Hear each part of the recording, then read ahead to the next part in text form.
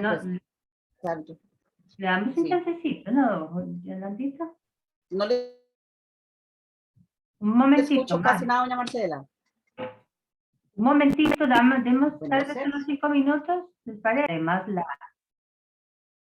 nos hace difícil, ¿verdad? El acceso, porque no todos tenemos la experticia. Yo también ahora tuve que necesitar un poco de ayuda de mi hija para que me ayudara acá.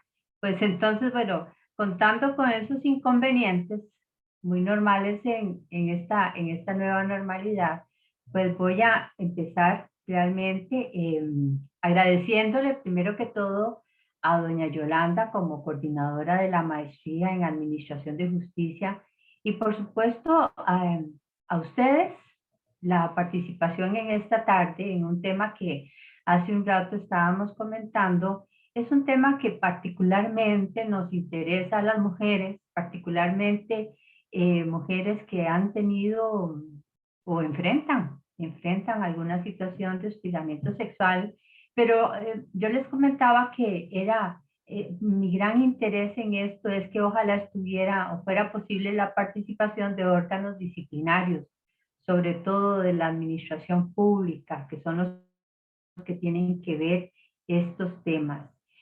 Los resultados o la exposición es producto o se origina más bien en una investigación, un trabajo final de graduación que se realizó en la maestría de Administración de Justicia de la Universidad Nacional, en donde se analizó el régimen disciplinario del Poder Judicial en las denuncias por hostigamiento sexual planteadas por las mujeres funcionarias judiciales y personas usuarias entre el año 2012 y el 2019, pero viéndolo desde una perspectiva de género, porque el hostigamiento sexual, bien en la vía administrativa o bien en la vía judicial, debe ser analizada desde la perspectiva de género, a los fines de que realmente se haga efectiva toda la normativa existente. Se observa la pantalla, María. Sí se observa. Sí, ahí se ve. Bueno, qué dicha. Bueno, entonces, como les contaba, es una visión desde la perspectiva de género. Y para realizar un poquito de empatía con estas situaciones, voy a leer, empezar leyendo muy rápidamente unas manifestaciones de una funcionaria, hechas por una funcionaria judicial en uno de esos expedientes. Dice: todas estas situaciones me han hecho sentir muy incómoda, acosada sexualmente, vulnerada en cuanto a mi cuerpo, intimidada, acorralada, siendo que en el último evento me sentí muy nerviosa porque me daba miedo que me hiciera algo. Que no veo aquí la siguiente palabra. Dado que se atrevió en varias ocasiones a tocar mi cuerpo sin mi consentimiento. Esta situación ha afectado mis funciones laborales, dado que me pone muy nerviosa el hecho de verlo y encontrarme nuevamente con él a solas. El hostigamiento sexual, el análisis del hostigamiento sexual empieza en los años 70, producto de demandas de hostigamiento sexual que plantean una serie de feministas por la situación de hostigamiento que vivían unas funcionarias universitarias. Vieron la forma distinta en que eran tratadas las funcionarias universitarias. Y estas decisiones de los tribunales que se producen a raíz de estas demandas por hostigamiento sexual impactan no solamente las declaraciones que sabemos, quienes un poquito ya trabajamos en esto, las declaraciones de la CEDAW, declaraciones de derechos humanos, sino que también impactan a la normativa de la Comunidad Económica Europea. A partir de estas resoluciones, la OIT mismo declara que el fenómeno del hostigamiento sexual constituye un problema de salud e higiene en el trabajo y una discriminación basada en el sexo. Esta declaración de que el hostigamiento sexual es una forma de discriminación por sexo no es una mera declaración. Para quienes trabajamos en el campo del derecho laboral, sabemos, Qué pena. sobre todo después de la reforma procesal laboral, sabemos que con la consideración de una conducta como discriminatoria, tiene sus efectos a nivel de del proceso laboral. Doña Yolandita, empezamos, si gusta, viendo Sí, que se me cayó un rayo aquí cerca, se fue la luz y me quedó oscura, ni los datos ni nada. no se preocupe, si quiere ahora conversamos y para, Sí, para continuemos no para no perder interrumpirla. sí, no se Continuemos para no preocupe. interrumpirla. Sí, Listo. ya mi agradecimiento a usted nuevamente por tenernos el día de hoy aquí. Bueno, Muchas gracias. entonces, la perspectiva de género, ¿por qué es necesaria? Decíamos al inicio, el análisis del hostigamiento sexual con base en una perspectiva de género, ¿verdad? ¿Por qué es necesaria? La perspectiva de género la introducen las teorías de género, que son las que comienzan a cuestionar las grandes declaraciones de derechos del hombre, que cuando hablaban de igualdad del hombre, era efectivamente el hombre. No incorporaba, el término no incorporaba ambos conceptos, los hombres y las mujeres. Y estas teorías de género lo que vienen a señalar es que en todos los planos de la vida, las mujeres enfrentan condiciones diferentes de subordinación a las de los hombres por la existencia de una cultura androcéntrica. Ahora, ¿qué es el androcentrismo? El androcentrismo es una cultura donde se valora desde una perspectiva masculina, es decir, en donde la medida de las cosas es desde la vivencia de los hombres. Y esto somete a las mujeres en una franca desventaja. ¿Por qué? Porque todo lo valora como si fuéramos, o sea, como si todos estuviéramos en la misma condición, sin considerar que por la cultura misma en que estamos formados, hombres y mujeres no estamos en la misma condición. Por ejemplo, el caso de la malla curricular, cuando sale un trabajo y entonces pueden participar hombres y mujeres, pero se sobrevalora digamos, cuántas cantidades de libros se ha escrito o revistas o cuántas, si ha dado clases o no en las universidades. Y entonces, por supuesto que quiénes son las personas que pueden dar clases en las universidades, quiénes son las personas que pueden escribir libros y revistas. Las mujeres tenemos una carga de cuidado del hogar, de cuidado de la familia, que nos limita.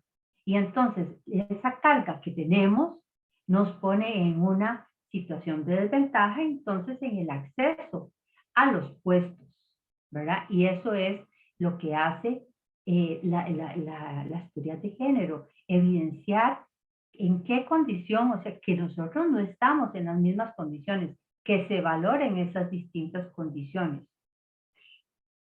Y este androcentrismo permea todas las manifestaciones de la cultura, permea la literatura, o sea, a veces vemos textos que uno dice, pero ¿qué es esto tan machista, verdad? Ahora lo vemos desde esa perspectiva, pero permea incluso el derecho. No escapa el derecho de la interpretación androcéntrica, pero no solamente en la formulación, es decir, cuando la Asamblea Legislativa, por ejemplo, hace las normas, sino y fundamentalmente en la interpretación que se tenga que hacer de las normas y en su aplicación. Y es aquí cuando entra la perspectiva de género como importante, cuando se tiene que analizar las denuncias por hostigamiento sexual. Es decir, al interpretar una norma, al valorar los hechos, al determinar la sanción, tiene que verse aquella especial situación de diferencia, de subordinación en que están las mujeres respecto de los hombres. Y este es un caso que, del Código Penal de 1988. Vean, por ejemplo, un caso en para eximir de responsabilidad en el caso de homicidio por infidelidades, ¿verdad? Dice que se exime de responsabilidad al marido que en el acto de sorprender a su mujer infragante del delito de adulterio le diere muerte o le causare herida o maltrato a ella y a su cómplice, con tal que la conducta de él en el cumplimiento de los deberes matrimoniales no haga excusable la falta de la esposa a juicio de los tribunales. O sea, él se exime, no tiene responsabilidad, si encontró, ¿verdad? Si se exime de responsabilidad de darle muerte a su esposa o a su cómplice, ¿verdad? Salvo que él no cumpliera los deberes matrimoniales. Entonces ahí no estaría exento de responsabilidad.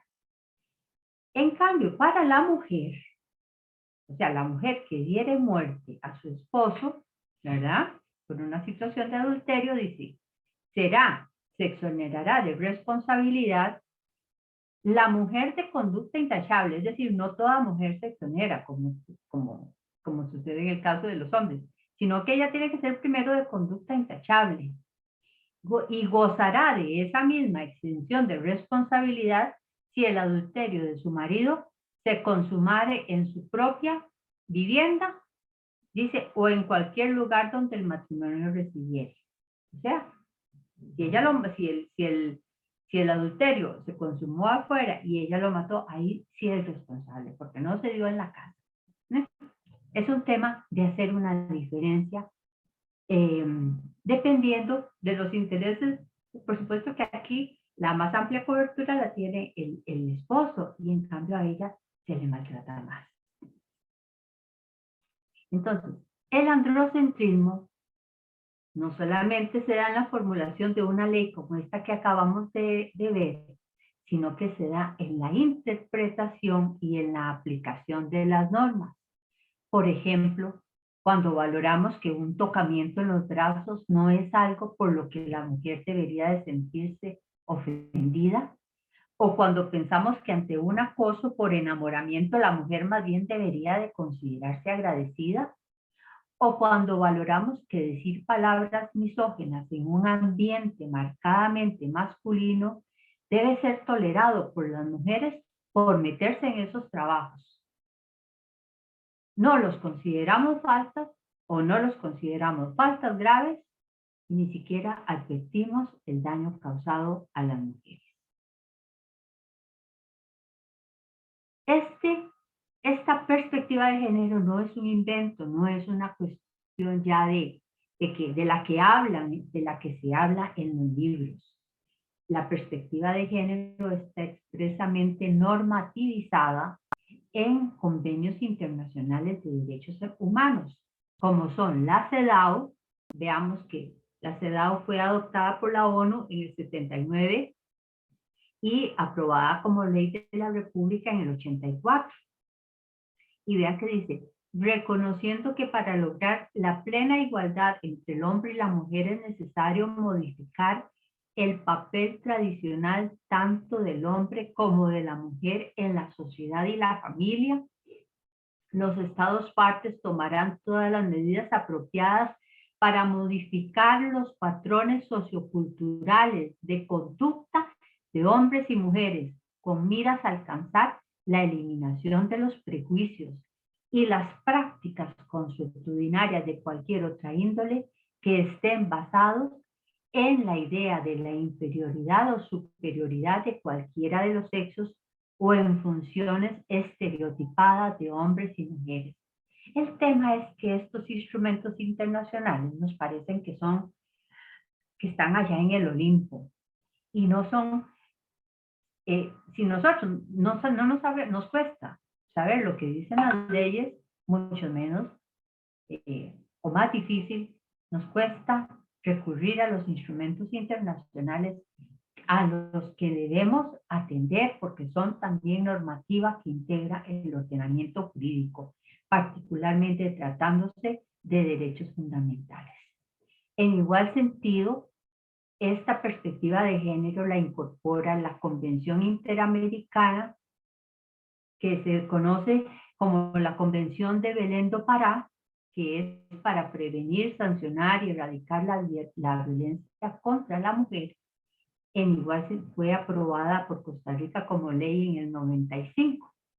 Ven que habla aquí también de patrones socioculturales de conductas y hombres, papeles estereotipados para el hombre y la mujer que legitimizan o exacerban la violencia contra la mujer. O sea, estos convenios internacionales lo que nos están diciendo es tenemos que trabajar considerando, tratando de eliminar estas situaciones de papeles estereotipados en donde le decimos usted puede y usted tiene que dejarse.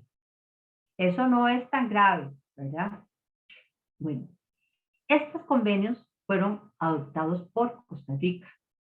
Forman parte de la ley, como leyes de la República, como normativa del ordenamiento jurídico y motivaron que en 1990 y 1995, en el 90, la aprobación de la Ley de Promoción de la Igualdad Social de la Mujer, que establece la obligación de los poderes e instituciones del Estado de velar porque la mujer no sufra discriminación alguna por razón de su género y que goce de iguales derechos que los hombres en todas las esferas de su vida, ¿verdad? Y en el 95, la ley contra el hostigamiento sexual en el empleo y la docencia. Ven que esto es como parte de, o sea, de un momento histórico. En el 90, en el 89, perdón, en el 95 la Convención de Belén do Pará y en el 84 la CEDAW. La CEDAW. En el 79 la adopta la ONU, en el 84, 5 años más tarde, es aprobada por Costa Rica la CEDAW.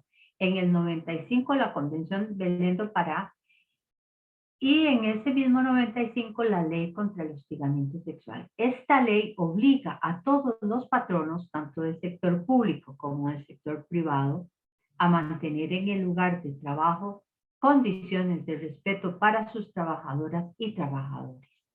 Y a veces nos olvidamos de las leyes. Y entonces por eso quise transcribir aquí, aunque sea de manera parcial, obligaciones de los patronos, dado el objetivo de esta presentación. Dice la ley esta contra el hostigamiento sexual, dice, todo patrono o jerarca debe crear una política interna que prevenga, desaliente, evite y sancione las conductas de hostigamiento sexual. También está obligado a publicitar al personal y a las personas usuarias la existencia de la política institucional o empresarial contra el hostigamiento sexual. Mantener un procedimiento interno adecuado y efectivo que garantice confidencialidad de las denuncias y que, bueno, el régimen sancionatorio para las personas cuando exista causa, que sea efectivo y que no debe tardar más de 3 meses. De igual manera, establece obligación de mantener personal con experiencia en materia de prevención y un registro de las sanciones impuestas. Bueno, o sea que la ley establece en todo centro de trabajo debe haber una política contra el hostigamiento sexual y en caso de presentarse debe haber un procedimiento, debe estar regulado un procedimiento. Bueno, pero sabemos que el hostigamiento sexual en las relaciones de trabajo es una realidad. Ahora, aquí, como les comentaba, la investigación fue realizada en relación con las denuncias por hostigamiento sexual que se presentaron en el Poder Judicial entre 1992, perdón, entre el 2012 y el 2019, el primer semestre del 2019. Aproximadamente de 167 denuncias por hostigamiento sexual, el 87% era presentado por mujeres, bien fuera funcionarias judiciales o también mujeres que acuden a los servicios de administración de justicia. ¿Y cuáles son los hechos que se denuncian? Por supuesto que no es que en todas, ¿verdad? Pero para saber qué hechos denuncian las mujeres, de qué son víctimas las mujeres. El uso del WhatsApp para envío de imágenes o de frases con contenido sexual. Esto es una epidemia. El enamoramiento acosador, bien sea en forma personal o bien mediante el WhatsApp.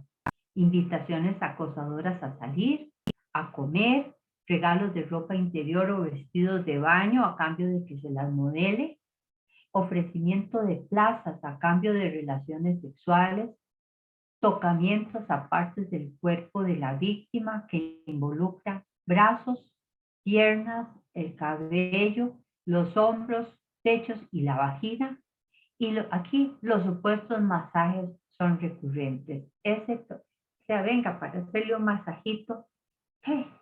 Si es una funcionaria que es subordinada y digo, qué difícil decirle al jefe y volverle a ver la cara, y eso no debería ser. La persona no debería ni siquiera de estar en ese supuesto de tener que decir mi identidad, mi dignidad, mi persona. Usted no la puede invadir, ¿verdad?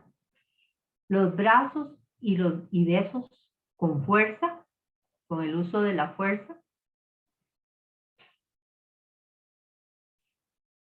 El sometimiento a la fuerza, tomando, en algún caso, no es que son todos, ¿verdad? Uno de los casos, el sometimiento a la fuerza, tomando la mano de la víctima y ponerla en los genitales del denunciado. La invitación a tener relaciones sexuales. Miradas lascivas, sobre todo a los pechos, a las piernas, a las nalgas y las partes íntimas de la víctima. El tomar fotos y vídeos sin consentimiento de la víctima.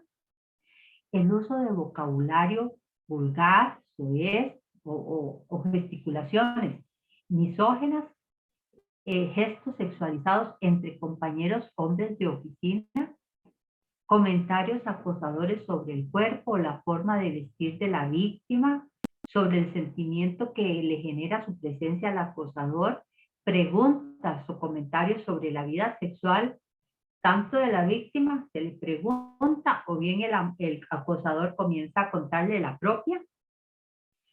En muchos casos se denuncia que luego del enfrentamiento al ofensor o la negativa de acceder a sus requerimientos sexuales, el hostigamiento se muta a ser un hostigamiento de carácter laboral. Bueno, aquí que debe hacerse la aclaración de que solo en muy pocos casos se denunció un comportamiento aislado de hostigamiento, porque las denunciantes han acudido a denunciar cuando hay una actitud acosadora sostenida e indeseada de aflicción, una situación permanente de acoso. Sí, la mayoría de las situaciones son de un acto específico que me tocó la nalga, por ejemplo, pero la mayoría son de situaciones donde hay un acoso sistemático. Bueno, esto les comentaba de las estadísticas, aproximadamente el 87% de las denuncias fue interpuesto por mujeres. La mayor incidencia de casos de hostigamiento sexual se presenta en los puestos de apoyo administrativo, las técnicas judiciales. No, y además hay denuncias en la mayoría de los despachos judiciales. Lo que pasa es la mayor incidencia, o sea, tampoco les digo que son a raudales, pero, o sea, que en todas al menos una causa, esto no está exento. No está exento de que pase en cualquier oficina. Pero las mayores víctimas no son jueces. Las mayores víctimas no son juezas ni son funcionarias judiciales profesionales, sino personal técnico administrativo. Y la mayor incidencia se da en puestos de... Ahora, ¿quién es el acosador? ¿Quiénes son los que acosan? La mayor incidencia se da en los puestos de jefatura y los de subjefatura o investigadores del OIJ. Un grave problema en el OIJ, también en jueces y coordinadores de los despachos judiciales. Es decir, personas que tienen un cierto poder en relación con la ley.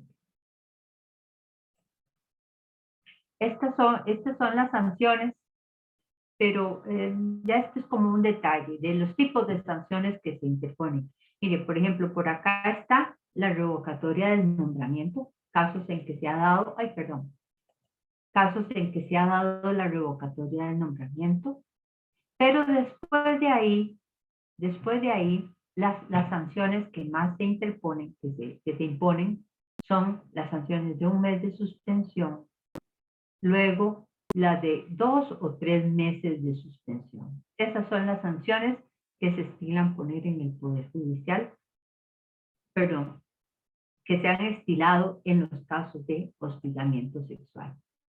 Ahora, una vez que se analizaron todas estas, los expedientes y las resoluciones dictadas, ¿verdad? Las sanciones, las resoluciones en donde se impone la sanción, ¿qué se observa? ¿Qué se observa? Hay una limitada aplicación de la perspectiva de género y de los enfoques de la política de género y de la política contra el hostigamiento sexual. Acordémonos, en el Poder Judicial tenemos una política de género y una política contra el hostigamiento sexual, o sea, 2 instrumentos. Y hay una poca mención al fundamento, a los objetivos de esas políticas, empezando por ahí. Y en las resoluciones no se hace mención a la perspectiva de género contenida al menos en la política de género y la obligación de valorar la prueba conforme el principio pro víctima no es atendida en muchos casos en que son declarados sin lugar. O sea, la ley contra el hostigamiento sexual establece un principio pro víctima en los casos de denuncia, en donde cuando hay un tema de valoración de la prueba, y aquí no se ha atendido mucho, bueno, en algunas resoluciones en las que se ha denunciado, no se ha hecho mayor caso en la atención de ese principio. Y en la valoración de la existencia de los hechos, eso es muy importante. Aquí vemos la perspectiva de género. En la valoración de la existencia de los hechos, no se valora la condición laboral de la víctima y del demandado. Es decir, no se entra a considerar que la muchacha que era acosada por el jefe, que la muchacha se encontraba en una situación ya de por sí, un poder de jerarquía, o el caso de que la funcionaria estuviera en una situación de interinazgo, o una situación meritoria, como nosotros tenemos en el Poder Judicial, gente que participa ahí y que cuando incluso hay algún puesto que salga ahí, es llamada a suplir. No se valora qué posibilidades tenía de la víctima de realmente de contar con pruebas. Y por ejemplo, todos los compañeros eran varones y tienen más años de estar, de ser compañeros de trabajo del denunciado que de ella misma, y ella una única mujer en la oficina. Y la misma omisión de valorar la condición de la mujer se comete no solamente en la interpretación, en la valoración de la prueba, sino también en la sanción. ¿Y a qué me refiero con esto? Por ejemplo, se tiene por demostrado el hecho. Ahora sí, ¿qué sanción se merece? Entonces dice la inspección judicial, considerando que fulanito, el denunciado, tiene 30 años de labor al Poder Judicial, que no tiene que en su régimen de disciplinario no muestra sanciones anteriores, o sea, una conducta intachable, entonces se le impone, por decirles algo, 3 meses de suspensión. Pero el tema y lo que se echa de menos es que en las resoluciones no diga, mire, esta persona, esta denunciante, soportó esta condición durante 1 año, durante 6 meses, X tiempo. Esta muchacha ha debido de soportar esta condición porque es una funcionaria interina. A esta muchacha aparece que le causó, tuvo que renunciar eventualmente, que tuvo que renunciar porque que tuvo que acudir al servicio de psicología, porque el hostigamiento sexual enferma a las víctimas. Y eso es fundamental reconocerlo, que el hostigamiento sexual enferma a las víctimas. Y resulta que en estas resoluciones se omite y no se valoran todas esas condiciones.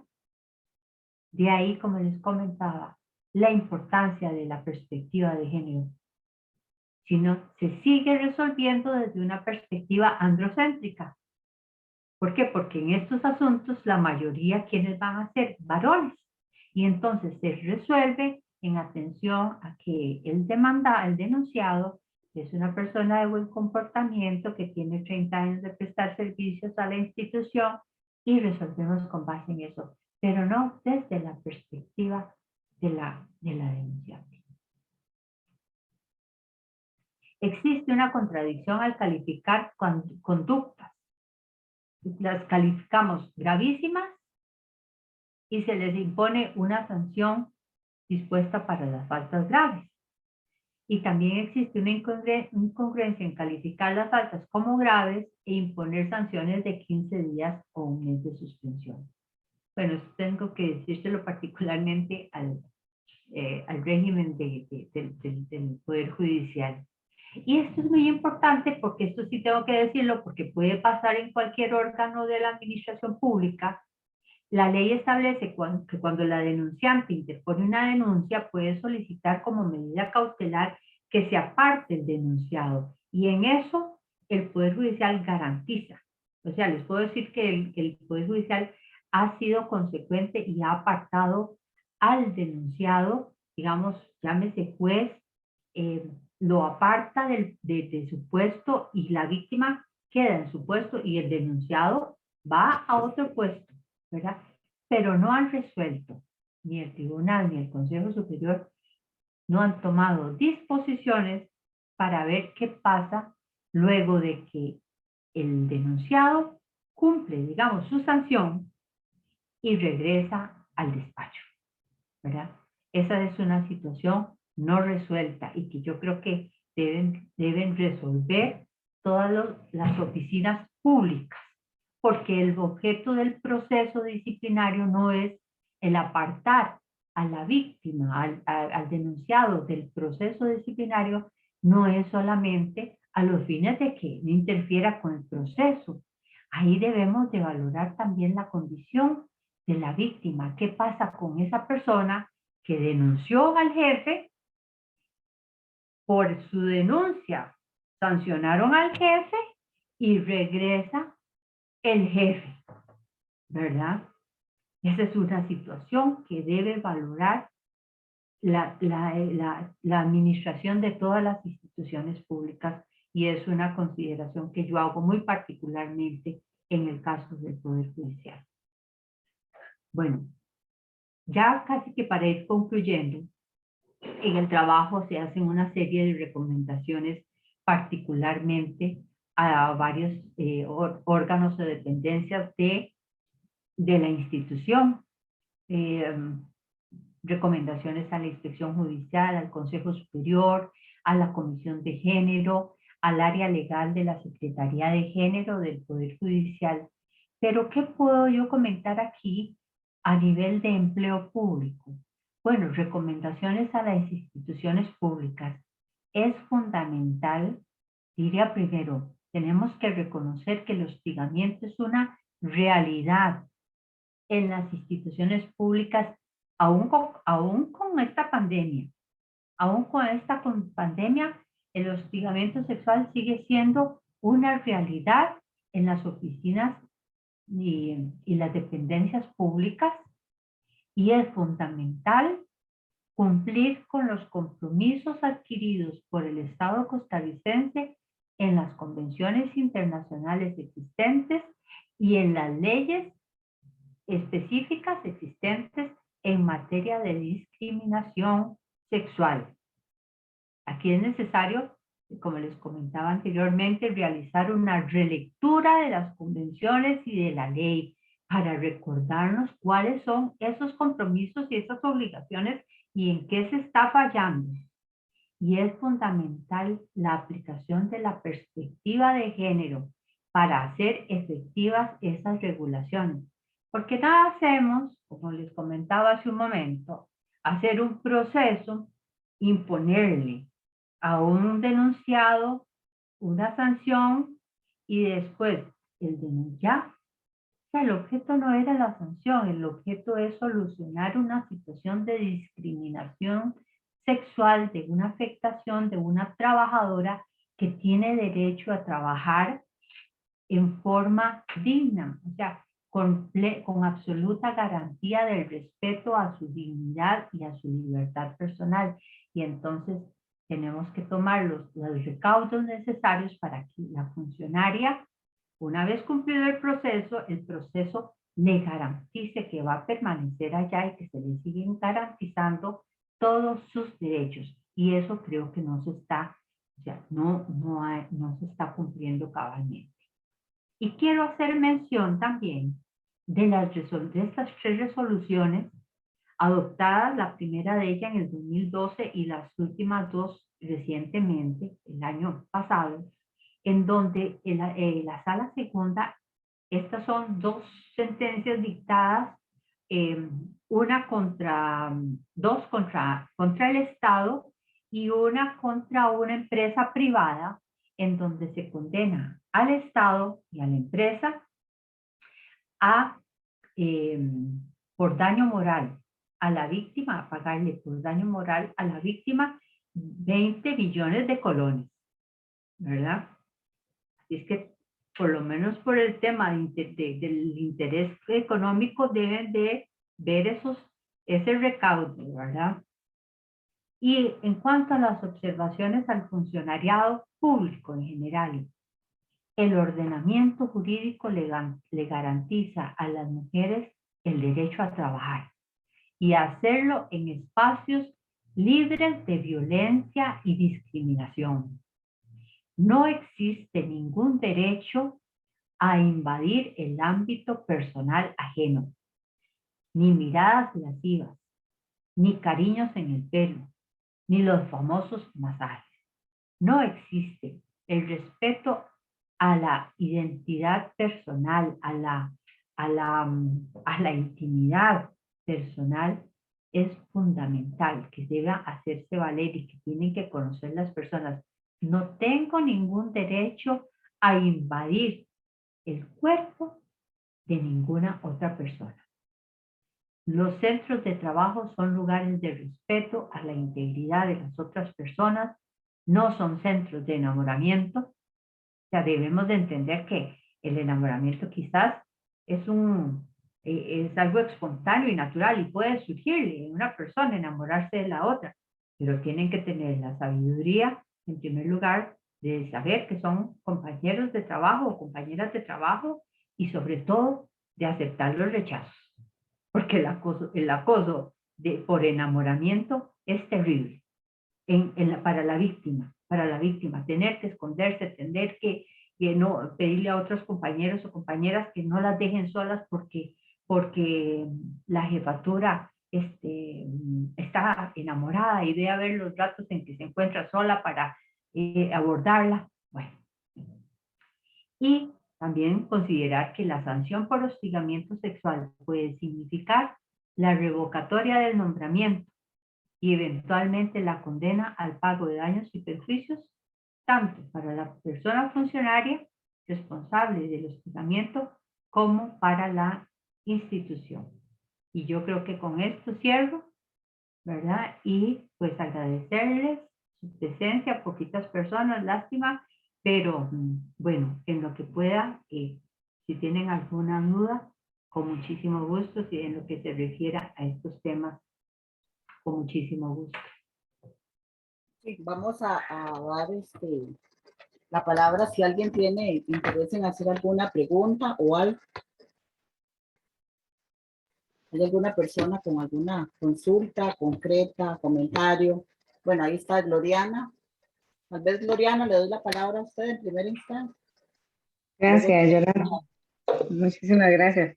Sí, lástima que no hubo tanta doña Marcela, porque es un tema muy interesante. A mí me interesa muchísimo, sobre todo en temas a nivel universitario. Por ejemplo, yo sé que estamos hablando de hostigamiento sexual en el empleo, pero nosotros estamos educando justamente para eso, para el empleo, ¿cierto? Y los estudiantes van a ir a trabajar y van a encontrarse con situaciones de acoso.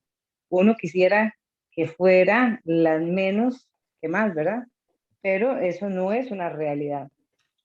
A raíz de digamos, de los insumos que usted nos ha presentado y de tal vez algunos casos que no se llevan hasta el final, incluso aquí en la Universidad Nacional hay una cantidad de hostigamiento sexual y hay tiene cantidad más que menos que a mitad del camino deciden no seguir con la denuncia. ¿Cómo hacer para motivar, digamos, a la persona con estas estadísticas para que defienda sus derechos? Que hay una ley de hostigamiento sexual que nosotros podemos aplicar, que sin embargo, a pesar de que hay las estadísticas no son tan favorables, ¿cómo hacer para motivar, por ejemplo, a los estudiantes a que ellos tienen derecho a utilizar la ley de hostigamiento sexual cuando llegan a trabajar en defensa de sus derechos, sea hombre o sea mujer también? ¿Cómo motivarlo? Ok, doña Marcela, perdón. No sé si hacemos una ronda de preguntas y luego se va contestando o qué prefiere. No, yo mejor Una a una.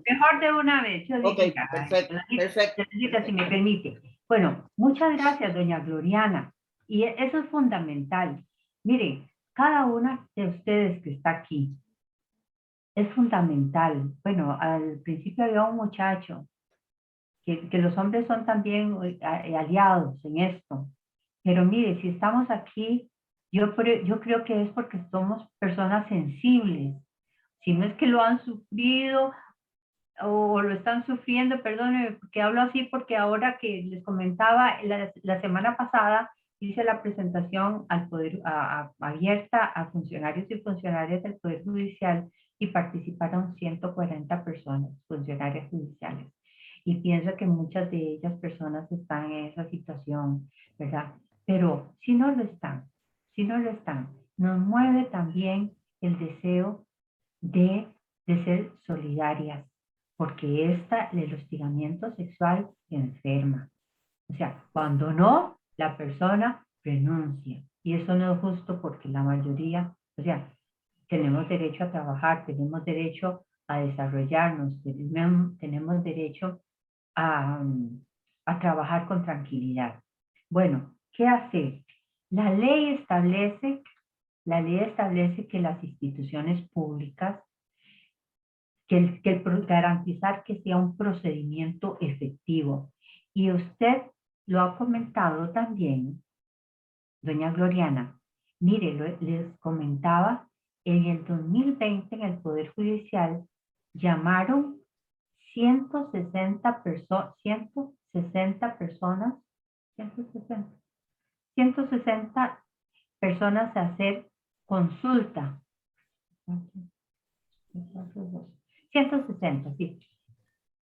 No, 180. 180 personas consultaron nosotros tenemos una profesional solamente, una abogada solamente, encargada del tema del hostigamiento sexual en la oficina de la Secretaría de Género, que yo creo que todas las instituciones tienen que tener una Secretaría de Género, todas. Bueno, lo tenemos en el Poder Judicial. Entonces, esta funcionaria resulta que ella las atiende y les da su orientación, las acompaña cuando hay que poner la denuncia, las acompaña cuando, cuando tienen que ir a hacer sus declaraciones. Bueno, eso es una práctica muy buena.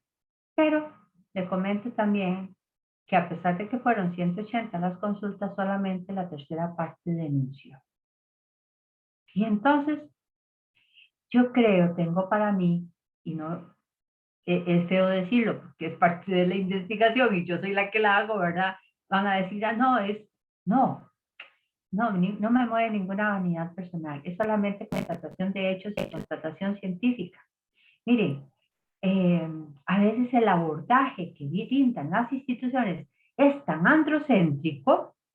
Vean si ustedes son, si una es la denunciante en una queja de estas y le dicen, obtiene una resolución en donde se sanciona al jefe, pero al final se le dice, sí, se encontró que es responsable, pero resulta que por los 30 años de servicio a la institución y porque no tiene sanciones anteriores, se le pone un mes de sanción. Pero no se le dice, bueno, no se considera, bueno, usted era una persona que venía entrando a la universidad, que una persona interina, estaba en una situación de interinazgo, además demostró que efectivamente tuvo que acudir al servicio médico por un estrés postraumático, por el originado en esto. La persona se siente, y yo, él quería denunciarlo, sí, pero también considerar la situación de la persona denunciante, ¿verdad? Entonces, lo que tenemos que hacer es trabajar, seguir. Mire, yo lo tengo para mí, les digo. Ya pedí y encontramos, no crean que es fácil, no crean que es fácil. Desde solicité, no, a la exposición a la inspección judicial y está pendiente la presentación. Todavía no me han dicho, ya tenemos espacio para que escucharla a usted qué tiene que decir en hostigamiento sexual. Bueno, esto es un camino, yo entiendo que las agendas están muy llenas y todo, y la situación. Bueno, pero esto para decirles que hay que seguir luchando, ¿verdad? Hay que buscar mecanismos, les comentaba la Secretaría de Género, buscar tener una abogada, bien sea a través de sindicatos o de donde haya, para que tengan oficinas de género y apoyen a las denunciantes. Eso pienso para las instituciones públicas resulta fundamental para el avance y que la víctima no se sienta sola. Muchas gracias.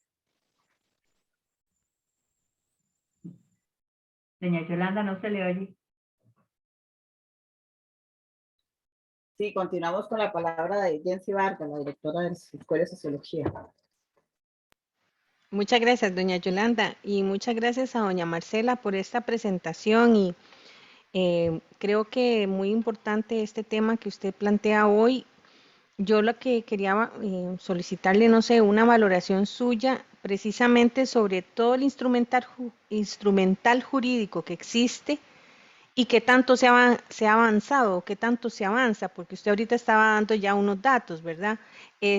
No sé, como una valoración sobre estos instrumentos con los que se cuentan las instituciones, ¿verdad? Y su grado como de efectividad, porque como usted dice, hay muy poca, o sea, hay una muy poca o una baja presentación de denuncias, ¿verdad? Entonces, a ver, ¿con qué instrumentos se puede contar además de todo este proceso ya más formal y legal, ¿verdad? Que como usted dice, precisamente este androcentrismo que sigue estando presente en las instituciones, ¿verdad? Lo que hace es que muchas veces lo que hace es, a ver, como solapar el proceso que presentan algunas de las personas afectadas, porque pensemos que no Pensemos que muchas veces son mujeres, pero pensemos que también hay otros que también, otros y otras que han sido víctimas de este proceso, ¿no? Se quería saber su valoración, doña Marcela. Muchas gracias.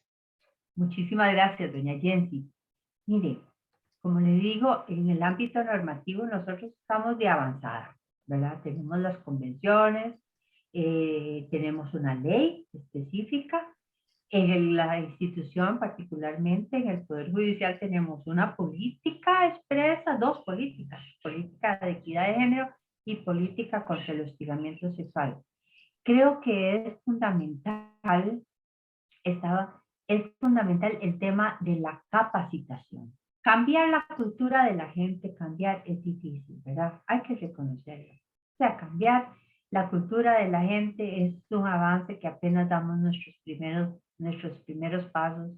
Y es lamentable que cuando uno menciona reclamos de derechos de mujeres, tenemos tantos apelativos tan negativos, ¿verdad? Eh, es duro en materia de avance de derechos humanos de cualquier sector, es duro. Yo estuve trabajando también con personas migrantes, es duro, hay una normativa, pero el tema cultural puede mucho y entonces esto, ¿qué significa? O sea, que tenemos que trabajar en capacitación, porque por lo menos la gente también, hay personas que están muy dispuestas, pero el no conocer, véanlas, por eso insistí yo ahora en leerles algo de la ley contra el hostigamiento sexual, que dice, las instituciones tienen obligaciones de una política, de garantizar que el proceso sea efectivo, ¿verdad? Efectivo, efectividad. Y es lo que usted se refería, doña Jensi. ¿Cómo lograr la efectividad? Entonces, los órganos disciplinarios, pero ¿quién le dice? Hey, ahorita yo estoy pidiéndole ahí al Consejo Superior, que es la jerarquía, que me den chance de exponerles esto, ¿verdad? De exponerles la situación que hay, de exponerles los hallazgos. Y entonces en la medida, y no me cansaré, Dios primero me ayudará, ¿verdad? Y las felicito a ustedes por el interés en esta materia. Creo que como mujeres tenemos que ser solidarias. Y ahora yo, la verdad no, escucho ese término de sororidad, pero la verdad yo no es como, no lo he como intronizado mío. Yo hablo de solidaridad. O sea, las que no estamos en eso, ayudemos a las que están, ¿verdad? Porque como les decía, el hostigamiento sexual, más allá de la limitación en el trabajo, enferma a las mujeres, que ya cargamos también bastantes cosas, ¿verdad? Creo que es capacitación a las personas, particularmente a las personas que están en esto del régimen disciplinario, que sepan que tienen que incorporar la perspectiva de género, que la perspectiva de género no es un invento y que está ahí en los libros, es una derivación, un principio derivado de las convenios internacionales, que le dicen a los estados, usted tiene que eliminar las prácticas discriminatorias, en donde pone, las prácticas discriminatorias es lo que le dice a los estados. Muchas gracias. Katia Castro. Muchas gracias. Buenas tardes. Buenas tardes. Disfruté muchísimo la ponencia en dos sentidos. Por un lado, conocer la realidad de una instancia que yo esperaría, digamos, que esté de avanzada, porque es la que conoce al dedillo toda la legislación. Y bueno, y sin embargo, Marcela nos deja, ¿verdad?, un poco perplejas con esos datos, pero por otro lado también nos pone como en la perspectiva de la incoherencia que hay entre la teoría y la práctica en este tema y en muchos otros, pero particularmente en este, donde se da por sentado que a pesar de esos avances que Marcela nos recordaba, que hemos ido teniendo a nivel internacional y que el país ha suscrito como tal, seguimos teniendo una brecha muy grande y ahí creo que está el reto, ¿verdad? De buscar cómo ir acortando esos espacios, ¿verdad? Entre entre el conocimiento y el accionar de forma correspondiente a esa legislación. Entonces, bueno, yo quisiera compartirles que me parece que un paso que podríamos dar, ¿verdad? Inclusive aprovechando, por ejemplo, el Día Internacional de la Mujer, el 8 de marzo o el 25 de noviembre, el Día Internacional contra la No Violencia a las Mujeres, es recuperar ese camino que ya nuestras antecesoras han hecho, ¿verdad? Cómo se ha logrado avanzar en esta legislación y recuperarla, o sea, insistentemente recordarnos a nosotras mismas que eso ya está ahí y que podemos acudir a esa legislación, ¿verdad? Ya hemos hecho un avance y es muy importante entonces recordárnoslo y recordárselo a las mujeres más jóvenes que nosotras, porque posiblemente lo vivimos con mucha alegría cuando estos pasos se dieron y las nuevas generaciones a veces omiten que tenemos condiciones que han sido condiciones que se han logrado con la lucha de otras compañeras. Entonces creo que eso, bueno, a mí me resulta muy importante hacer esta conexión, ¿verdad? Para no solamente decir las cosas ya están hechas, no, las tenemos que sostener porque la legislación a veces se revierte y además debemos avanzar. Y debemos avanzar en esa línea que Marcela nos dice, bueno, hay que hacer ajustes, hay que ir por más, hay que pedir, ojalá en la Universidad Nacional, que podamos tener esa Secretaría de Género, tenemos el Instituto de la Mujer, tenemos una PIEC, pero ¿qué más? O sea, no ser conformistas. Y nada más quería, Marcela, comentarle un aspecto de lo que usted decía, digamos, a mí me parece que es muy importante clarificar, por ejemplo, no me gusta para nada decir que cuando un hombre acosa a una mujer es porque está enamorado, porque para mí esa es una falacia y se asienta en ese sentimiento que debería ser un sentimiento de mucha libertad y de atracción y de compartir un proyecto y demás. Entonces, a mí me gustaría que pudiéramos como reflexionar en la manera de cambiar, o sea, decir, eso no es una relación de amor, es una relación de poder de un jefe que le parece que esa funcionaria es de su harén, de su harén personal. Y entonces solamente me gustaría hacer esa observación porque me parece que no deberíamos combinar, digamos, amor con violencia. Muchas gracias. Muchas gracias, doña Katia. Yo creo que usted tiene mucha razón. O sea, uno lo denomina como bajo el más amplio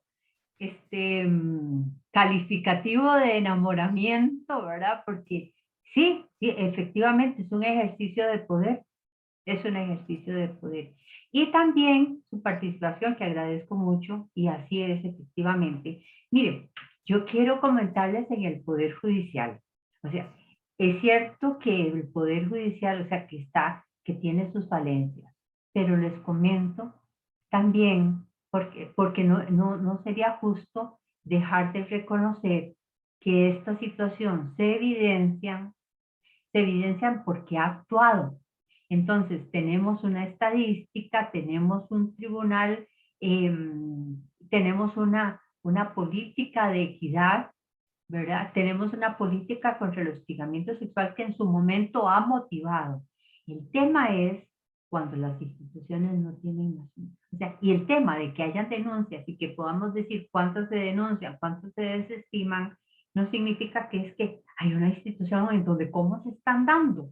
No, es el tema, el problema es que hay instituciones más bien donde como no se visualiza, como incluso ni siquiera se da la oportunidad o resulta impensable la denuncia, entonces no hay denuncias y eso no significa que el problema no exista. El tema en el Poder Judicial es que lo hemos o sea, se ha visualizado, ¿verdad? Particularmente en esta institución. Ahora, los problemas son el problema cultural propio de que persiste una cultura androcéntrica y en esa medida es que hay que gestionar. Pero, porque alguien decía por ahí, ¡ay, qué barbaridad! ¿Cómo hay, cómo hay hostigamiento sexual en el Poder Judicial?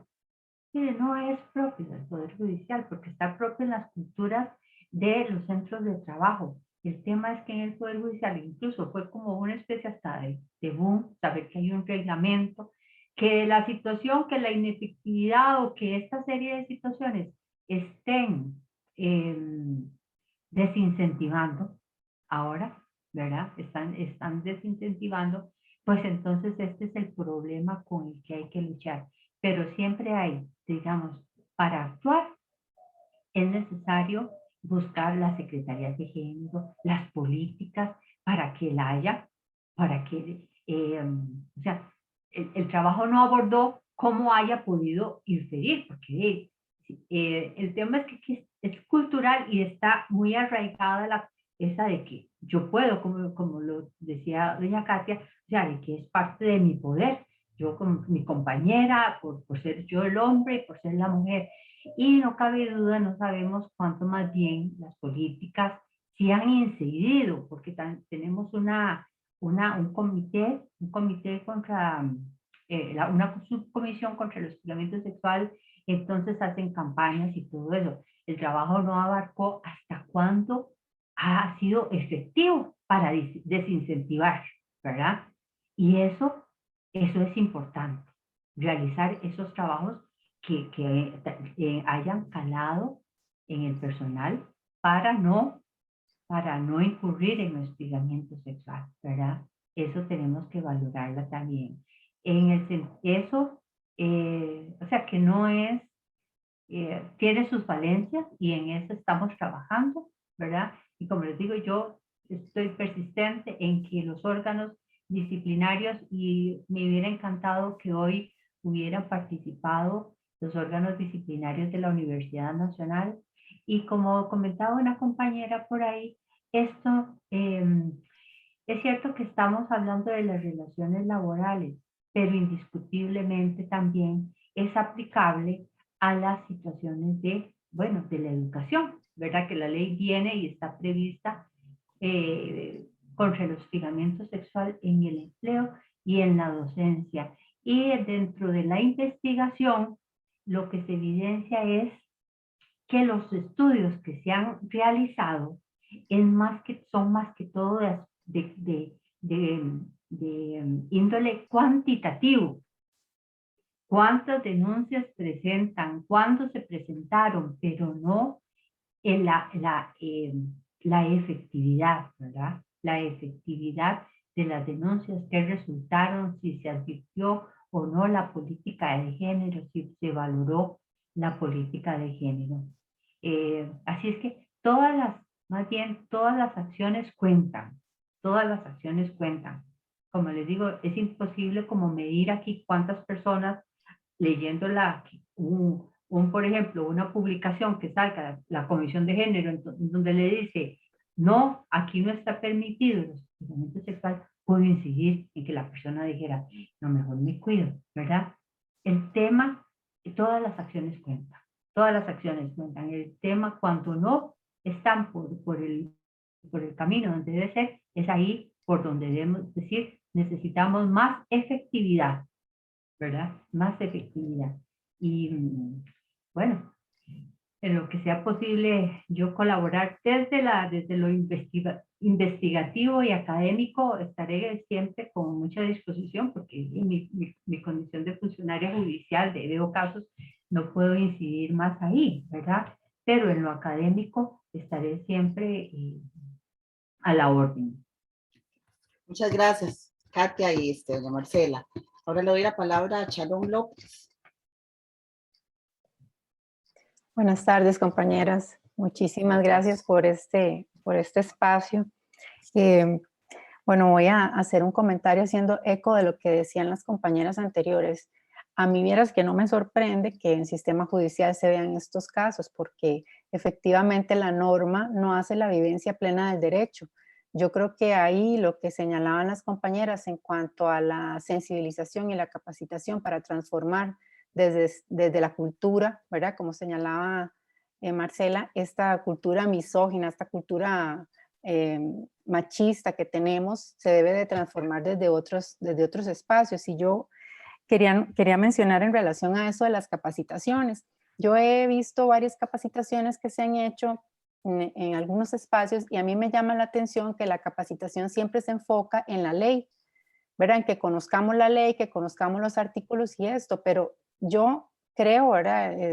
Mi perspectiva de esto es que esa es una forma de capacitación bastante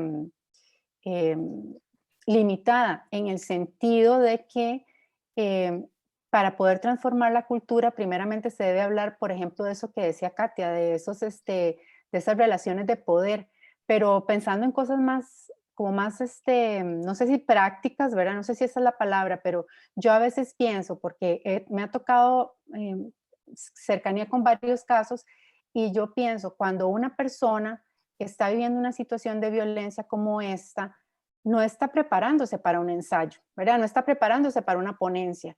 Cuando ya se acerca a poner la denuncia, le empiezan a pedir un montón de cosas que ella no lleva registro de muchas de ellas. Yo creo que hasta capacitaciones que le digan a las personas, guarde WhatsApps, guarde correos, o sea, no sé, ese tipo de cosas. Yo evidentemente aquí hablo como docente universitaria y no soy abogada para poder decir qué tan alejado estoy de la realidad, pero es que yo creo que una persona llega con esta situación, como decían ustedes, una situación que ya además la ha deteriorado emocionalmente, ¿verdad? Anímicamente, hasta se han somatizado cosas físicas y empiezan a preguntarle un montón de cosas para que presente pruebas y cosas de ese tipo. Yo creo que esto debería ser parte de las capacitaciones. O sea, en las capacitaciones debería decirse, yo el otro día le decía a una compañera en la universidad, debería enviarle un correo a la persona, no me gusta como me tocó el hombro, y póngaselo por correo de una vez a la primera, porque yo creo que eso previene primeramente muchas cosas de estas personas que hostigan, pero además como que la persona que empieza a sentir que está poniéndose o que la están poniendo en una situación de vulnerabilidad, empieza a contar con herramientas prácticas. Eso era un comentario con respecto a lo que decían las compañeras, pero yo tengo dos preguntitas más puntuales. Una es sobre procedimiento legal. Yo me pregunto si una persona que está viviendo una situación de violencia de este tipo tiene que agotar el proceso administrativo del lugar donde trabaja o si puede ir directamente a las vías judiciales. Esto porque en algunos espacios también la parte administrativa, como creo que lo mencionaron anteriormente, ay, bueno, sí, es que la persona tenía 30 años, esto, lo otro, sí, es que él es muy bueno, nunca ha hecho nada, qué sé yo. O sea, se toman algunas decisiones que realmente uno dice, o lo que además he visto que sucede en algunos espacios donde se ponen un montón de piedras en el camino para que la persona que denuncia, ya agotada emocional y energéticamente y físicamente, desista de continuar con la acusación. Entonces, esa es una pregunta. La otra pregunta que tenía es si el panel encargado o la organización encargada de llevar, no sé cómo se le dirá, ¿verdad? Digamos, esos comités que deben de haber para llevar el caso en la vía administrativa, puede recomendar también la vía legal. No sé si eso será posible. Y la otra pregunta es, ¿qué sucede en caso de que una persona que esté viviendo una situación de hostigamiento haya entablado algún tipo de relación con la persona acusada, o ¿verdad? No sé cómo se dice, y que esa relación haya sido parte precisamente de ese hostigamiento, y que ahora la persona acusada apela a que eso no es hostigamiento porque hay una relación? Y la demandante lo que dice es que ha sido presionada por esta situación. O sea, yo vi este caso hace poco y me quedé como con eso dándome vueltas desde dónde se ven estos límites, y bueno, por eso quería aprovechar el espacio para ver si usted me puede como aclarar un poco cómo se manejan ese tipo de situaciones. Y Bueno, muchas gracias por el espacio. con muchísimo gusto. Bueno, en relación con esta última, viera que no quisiera como generar ninguna fricción con la institución, y pienso que ya los casos específicos que pueden darse, y entiendo que se dan, ¿verdad? Pero de cómo manejarse esas situaciones. No recuerdo ningún criterio, ningún caso específico en donde se haya el tema de, se haya dado el tema de la situación de que primeramente era una relación amorosa y todo eso. En doctrina he leído que la circunstancia de que haya una relación amorosa no impide que considerar después la existencia de un hostigamiento sexual, ¿verdad? Ahora, en relación con los otros temas, vamos a ver, existe un procedimiento que la ley establece para los órganos, o sea, para que de momento lo aborde la institución o las empresas. Entonces usted lo puede tratar ahí y es cuando la víctima siente que no resultó conforme, se puede ir al proceso judicial. Ahí es donde se va al proceso judicial. En lo administrativo, ¿qué sucede? En lo administrativo es que para imponer cualquier sanción, o sea, imponer cualquier sanción, digamos, la víctima denuncia y entonces se abre un procedimiento administrativo y el órgano hace el traslado, lleva el proceso administrativo y es el que dicta la sanción. Entonces, vamos a ver, para poner algo, bueno, le pone la sanción al investigado, esa persona puede recurrir a la vía judicial, pero como por la sanción, no como la víctima. Y la otra cosa es que la víctima si se siente que está disconforme, pues por supuesto que puede recurrir siempre a la vía judicial. O sea que sí, por supuesto que si se encuentra disconforme, incluso como les comenté, hay ahí les señalé ahorita, les paso nuevamente, que son sentencias de la sala segunda donde se ha condenado por daño moral a 20 millones de colones, que es una suma nada despreciable, que ya las personas deberían, dos en la instancia pública y una en la privada, que las personas deberían de considerar, ¿verdad? Sobre todo los hostigadores que aunque sea el bolsillo, saben que está en riesgo también de su puesto, ¿verdad? Sharon, con eso. Perdón, Marcela, que le interrumpa. Nada más no me queda claro. ¿Puede la persona ir directamente a lo judicial o tiene que agotar la vía administrativa? Bueno, le digo que los casos de los que tengo conocimiento, primero hay el agotamiento en la vía, laboral correspondiente, de los que tengo conocimiento. Okay. ¿Verdad?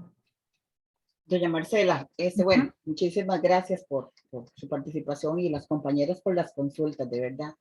Somos pocos, pero dice que estamos los que tenemos que estar y los que nos interesa seguir con esto. Doña Marcela, este trabajo que usted hizo, esta investigación, era desde un abordaje sociojurídico, ¿verdad? Y de hecho es un tema novedoso porque yo me di la tarea de revisar todos los temas que se hacían, ¿verdad? Eran completamente diferentes. Aquí le dimos un vuelco a las líneas de investigación desde la maestría, ¿verdad?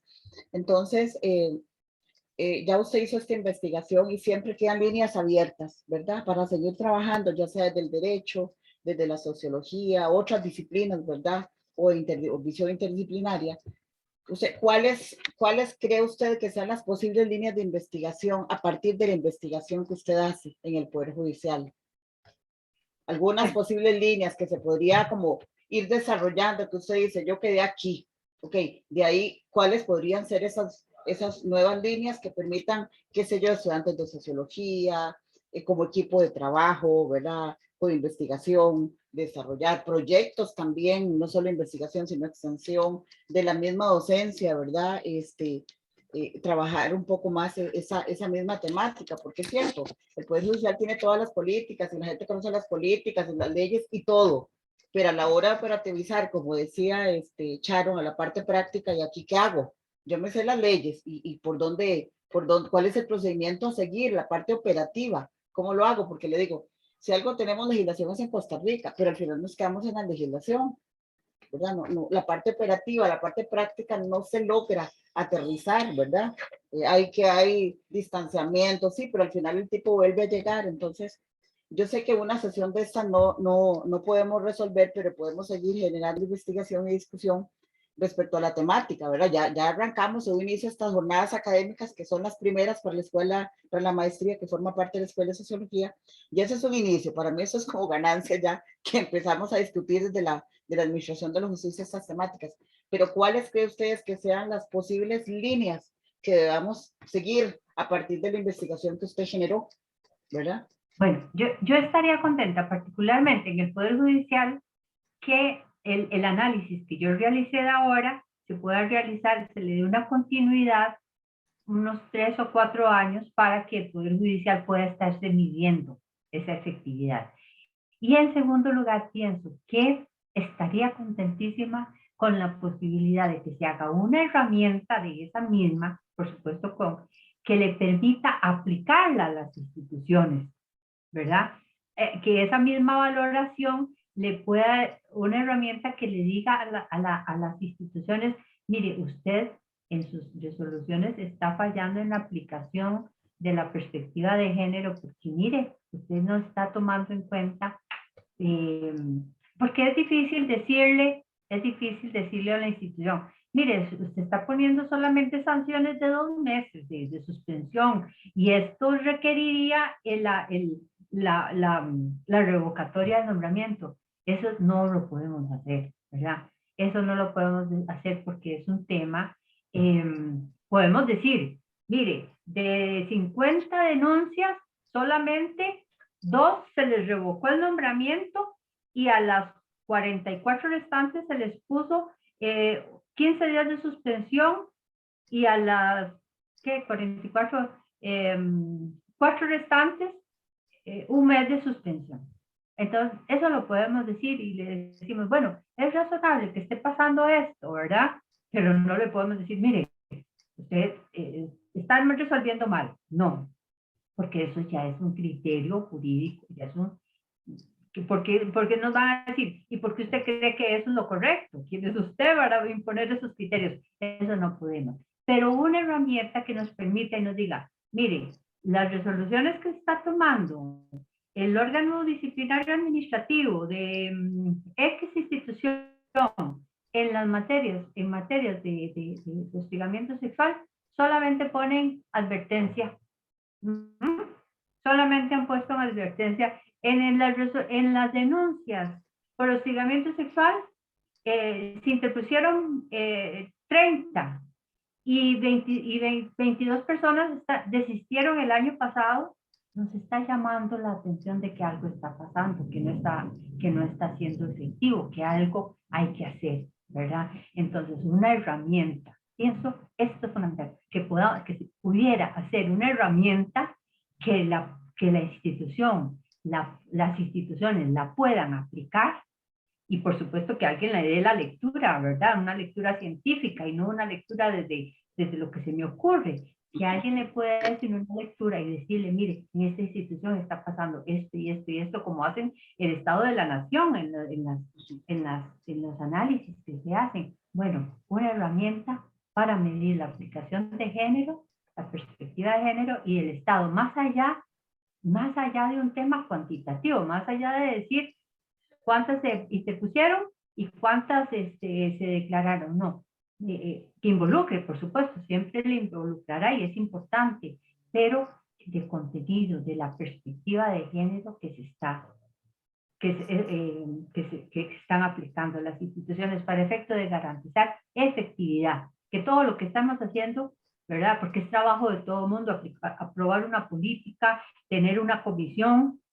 Ahora que le estaba comentando una compañera, o sea, hay una secretaría, hay una comisión, hay un montón de gente trabajando, reuniones, tiempo de personas que se les paga, y eso en qué está resultando, ¿verdad? Entonces, hasta es parte de medir la efectividad de todo el aparato institucional que está expresamente dispuesto para lograr la efectividad. Yo creo que eso es, doña Yolandita. Sí, muchísimas gracias, doña Marcela. Bueno, qué pena con ustedes porque arrancamos al revés, ¿verdad? Porque cayó un rayo y me desconectó completamente. quisiera, digamos, leerles un poquito los atestados de doña Marcela, aunque sea al final, la idea que tuvimos que darle vuelta a la agenda, ¿verdad? Pero para que sepan con quién tuvieron la oportunidad.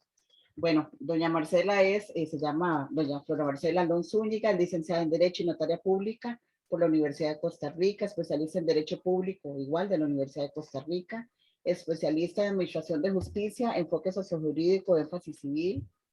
También recientemente se graduó de la Maestría en Administración de Justicia, enfoque sociojurídico, énfasis civil, por la UNA, con mención summa cum laude.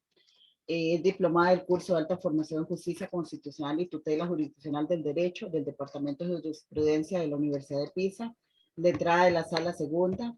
Ingresó al Poder Judicial en el 93 como secretaria general de la Sala Segunda, donde se ha desempeñado como letrada y magistrada suplente de esa sala de 2010 al 2014, 2014 al 2018. Ha sido asesora de la presidencia de la Corte Suprema de Justicia del 2013 al 2017 y coordinadora de la Subcomisión de Acceso a la Justicia para Personas Migrantes y Refugiadas del 2017 a 2021. Quise leerles esto porque muchas veces estamos en eventos y no sabemos a quién tenemos enfrente, ¿verdad? Inclusive por los contactos que podamos hacer con doña Marcela, inclusive poder seguir desarrollando líneas de trabajo de forma conjunta con el Poder Judicial, ¿verdad? Entonces, por eso les quise leer los atestados de doña Marcela. No sé si hay alguna otra pregunta. Ahí veo a Stephanie levantando la manito. ¿O será que se...? No, ya no. Buenas.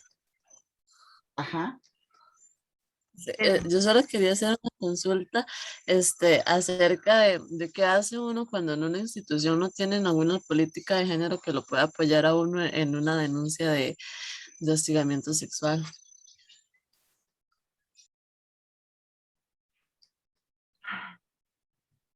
Bueno, es difícil porque uno siempre necesitará un acompañamiento y es oportuno. Stephanie, es oportuno buscarse un acompañamiento. Mire, es necesario. Un profesor de Derecho nos decía a nosotros mismos, estudiantes y ahora profesionales, nos decía, nunca se defiendan solos, ¿verdad? A nosotros como eventuales abogados nos decía eso, nunca se defiendan solos. Y si uno no es abogado, es necesario buscar el acompañamiento. En el Poder Judicial, como les decía, vean la importancia, hay una Secretaría de Género, ellos apoyan, hay una abogada que apoya a las denunciantes, ¿verdad? Y si la institución para la que usted no labora, usted tendría que, pienso la salida, tiene que buscar un profesional en derecho para que la apoye y ojalá que sea una persona que tenga conocimientos un poquito especializados en el derecho laboral. Pregunten siempre, yo en este caso digo, igual que los médicos, busquen el especialista en el campo, ayuda. O sea, no es una garantía porque todo siempre, o sea, no es una garantía de que uno siempre vaya a ganar las cosas, ¿verdad? Pero por supuesto que contar con la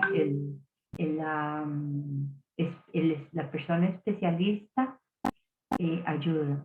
A nivel judicial, le voy a decir, a nivel judicial, cuando ya si la persona quiere interponer una denuncia a nivel judicial, el Poder Judicial cuenta con la defensa pública gratuita en materia laboral. No se llama defensa pública, se llama asistencia social laboral, pero es lo mismo, cumplen la misma función y entonces la persona puede acudir y puede recibir el mismo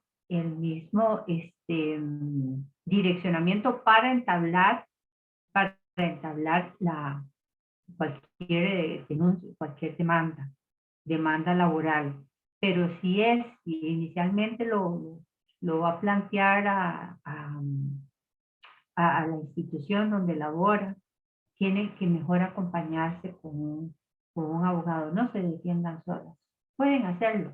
O sea, pueden plantear la queja con la jefatura o o el Departamento de Recursos Humanos, pero en la medida de lo posible traten de acompañarse de alguien que las guíe.